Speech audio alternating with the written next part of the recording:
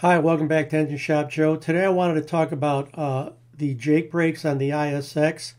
They call them engine brakes, not Jake brakes. Back in the day, the early days of Cummins didn't make an engine brake, so they bought a Jake package from a company called Jake Brake. And then eventually Cummins made their first engine brake, and that was called the C brake. And that was a housing that bolted on top of the big cam engines, I think a big cam 4, and that was their engine brake. And then when they went to the ISX, they just call it an engine brake. And I'm not sure if Jake made the levers for them or Cummins designed it. That I can't tell you. But the first ISXs had 3 solenoids. There was 2 on the front rocker shaft, 1 on the back. These are under the valve cover. And the very front solenoid ran the front Jake lever, number 1 Jake lever. The next solenoid back ran Jake lever 2 and 3. And the third solenoid ran all 3 levers on the rear rocker shaft.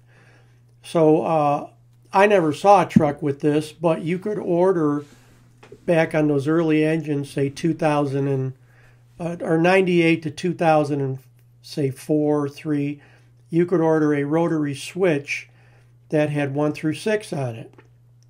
And if you set it at 5, you would only have 5 levers jaking. And that would be the back solenoid and then the next one farther forward. And if you only wanted 3 levers, it would turn on either the back or the front 2 and 1. And so that's how that worked. Rarely would you want 1 lever to be jaking unless you were hauling an empty trailer and you're on slippery ground, maybe, I don't know. But anyway, then one day I pulled the valve cover and there's only 2 solenoids. And I'm like, how does this work?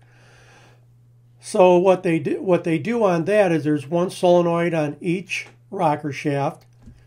The ECM knows exactly where the pistons are at in the engine because it's got a pickup on the tone wheel on the front of the crank.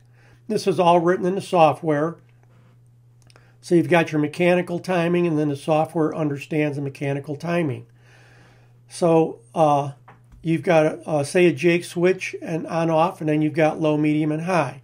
So low would be 2, medium would be 4, and high would be 6. And if you put it on, say, 4 medium, the engine would run 4 levers. It would probably run 3 on the front shaft and 1 on the rear shaft. And the way that it does that is it pulses the solenoids on and off. In the old days, when you turned the Jakes on, you had 12 volts of that solenoid while the switch was on, period. They don't do that anymore. They pulse power to that Jake solenoid, and they can stop pulsing it and start pulsing it. So they will pulse it when they want a particular lever to Jake, and then they will stop pulsing it if they don't want the lever next to it to Jake. The other thing is the Jakes are all driven by cam lobes. So you've still got cam lobes that lift the levers up. All the solenoids do is determine whether there's an oil charge in the lever that'll hold the actual Jake actuating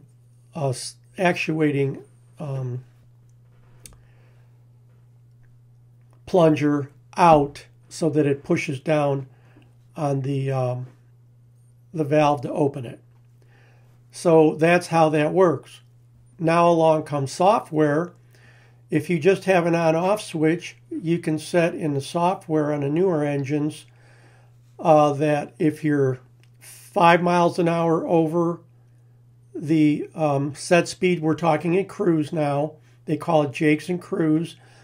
Let's do 6. It's easier. So you can say if my set speed is 60 miles an hour and I'm at 66 and I turn the Jakes on,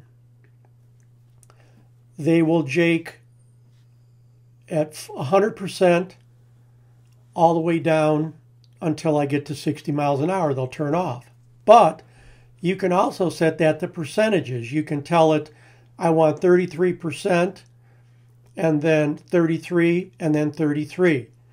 So what it'll do is it'll run 2 levers at 6 mile an hour over, it'll run 6 levers at 6 and 5. But then when you get to 4 miles an hour, it'll drop to 4 levers. And when you get to 2 miles an hour over, it'll run 2 levers. And then if you're on a downhill and you start speeding back up, it'll kick it back up to 4 levers. So that's something that's set in the features and parameters. You can also, in the features and parameters, set when jaking starts when you're in cruise. So I always would set it so that it started half a mile an hour over.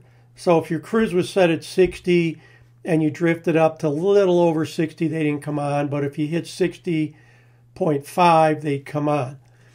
Usually, if it's an owner-operator, I would ask the driver, I'd explain it to him and ask him where he wanted it set. Guys that hauled real heavy, like steel haulers, or hauled maybe a little heavier than they should, they would usually say, set it for half a mile an hour over my cruise set speed. Guys that hauled light stuff all the time, they might say, set it for 2 miles an hour over. So it just depended on the driver and what he wanted. But the point is, it was very, very tailorable to what you wanted. So that's a story on the Jakes. I wanted to just put that up because some people were asking me about that. And now you know. See you next time on Engine Shop Joe.